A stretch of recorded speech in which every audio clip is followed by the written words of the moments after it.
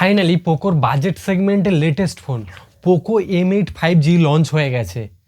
কি এটা Redmi note 15 এর জেরক্স কপি? এবার তাহলে শুরু করা যাক।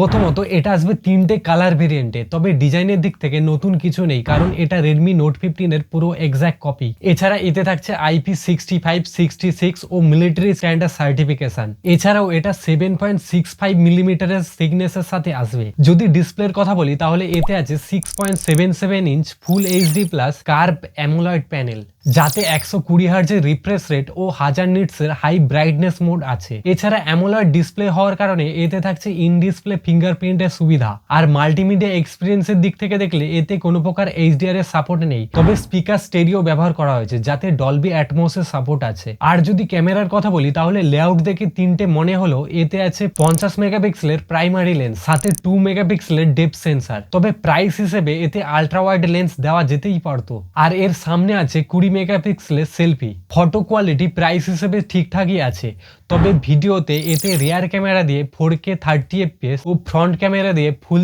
HD 30 fps পর্যন্ত রেকর্ডিং করার সুবিধা আছে। আর পাওয়ারফুল পারফরমেন্সের জন্য এতে আছে স্ন্যাপড্রাগন 6 Gen 3, যেটা 4 ন্যানোমিটার আর্কিটেকচার উপর বেসড, সাথে LPDDR4X র্যাম ও UFS 2.2 স্টোরেজ। আর আছে 5520 mAh এর ব্যাটারি, যেটা 45 ওয়াটের ফাস্ট চার্জিং সাপোর্ট করবে। গেমিং করার জন্য এতে BGMI তে ম্যাক্সিমাম HDR এর সাথে 60 fps এর সাপোর্ট পাওয়া যাবে। কানেক্টিভিটির জন্য এতে আছে 9টা 5G ব্যান্ড, ওয়াইফাই 5, ব্লুটুথ 5.1 ও IR ব্লাস্টার। সফটওয়্যার এটা আসবে HyperOS 2 এর সাথে, যেটা অ্যান্ড্রয়েড 15 এর উপর বেসড। তবে এটা নিয়ে কোনো সমস্যা নেই, কারণ এতে 4 বছরের মেজর OS আপডেট ও 6 বছরের সিকিউরিটি প্যাচ পাওয়া যাবে।